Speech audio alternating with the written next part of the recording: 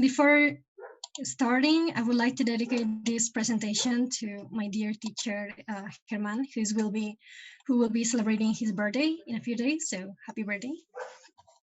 Can you see the presentation? Yeah.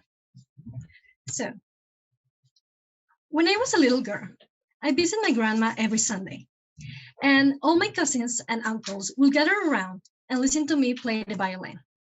Born and raised to entertain, But to me, it was more like I came into this world to leave a positive feeling in those around me and also inspire them. I was a wild and a lively child, and even though I've grown up, the sparkles in my eyes still remain. Flash forward to 2019, the year where my junior year of high school ended earlier than expected due to a high concentration of contaminants in Mexico City's atmosphere. Yeah, it looked that bad. We had to stay home and wear a mask if we had to go out. How life changes from one year to the next, right? You can imagine how small and vulnerable I felt in those moments.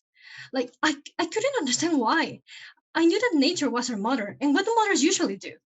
Take care of their families, read a story before bed, receive awful gifts from their children, and that was it.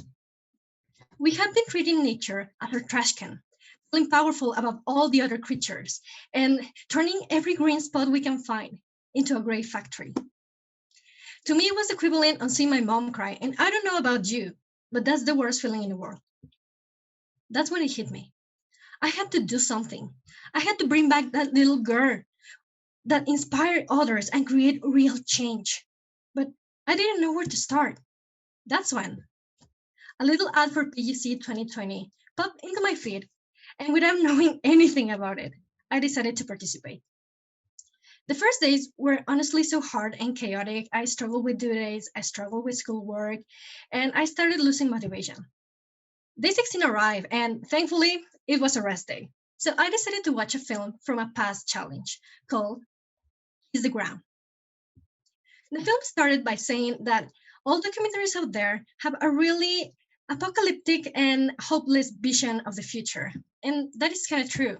But it also showed me how PGC participants are not alone in this race against time. Hundreds are fighting and moving masses toward change, most of them self starters, like all of us.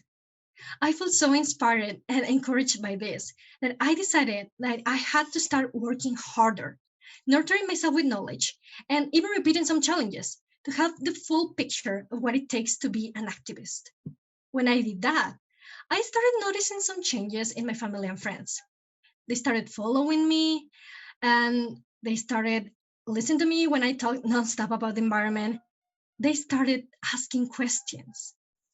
Now I can proudly say that all of us have solar panels and practice Meatless Monday. Step by step, we are getting there. I cannot stress enough how much PGC has changed my life. And I know there's so much more to learn and so much more to be, but we are here to shine and redefine our humanity. And as the great David Bowie once said, we can be heroes just for one day. Before going any further, I would like all of you to say these words as fast as you can. Busy buzzing bumblebees. Go right ahead. I trust that you're saying there in your house. See, if you repeat it enough times, you maybe start sounding like these amazing creatures. Did you know that the average honeybee will fly the equivalent of 3 times around the globe to make only 1 pound of honey? And did you also know that the average honeybee will only make the equivalent of 1/12 of a teaspoon of honey in its lifetime? Did you also know that they are disappearing? Bees play a key role on keeping biodiversity on this planet on track. Without them, we are lost. That's why I decided to create the Bee Project. There is no plan B without a bee. Our goal is to raise awareness about pollination in terms of biodiversity and also reduce fears and biases towards bees. We call our ultimate impact the 3 Cs. One is for consciousness, teaching how our direct or indirect actions threaten bees' lives. The second one is for caring, showing how these wonderful creatures are inoffensive and won't harm you unless you harm them first.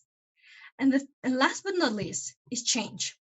We want everyone who comes across to this project to be another person once it's over, with a better understanding of nature, the will to take action, and overall a better human being. I'm not alone in this.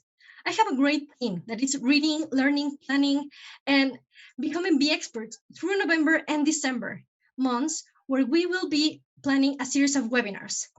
Webinars focus on general information about bees and their importance that will start January 2021 and last about 6 weeks. I figure out the cost of the webinar will be around $7, and the money will be used to buy some flowers that I will talk about in a few slides. Our audience will be mainly students in high school and university and families that want to join in.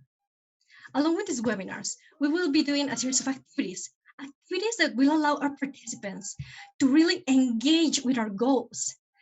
Activities such as building a store for bees, social media posts, and even quizzes.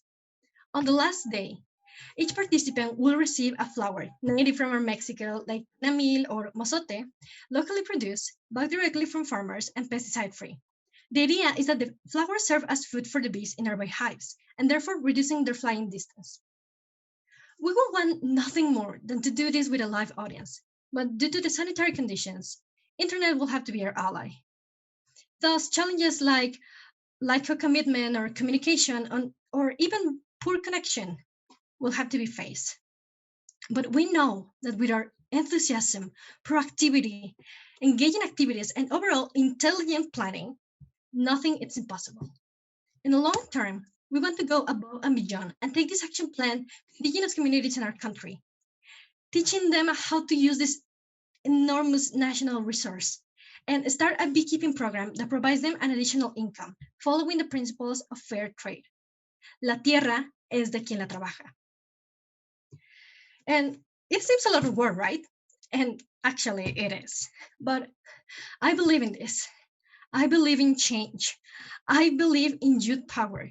PGC has taught me how to step out of my comfort zone. The future is now, and we have to be ready. Finally, I just want to say that those searching for simplicity will never write a page of history. Thank you so much for this opportunity. Muchas gracias.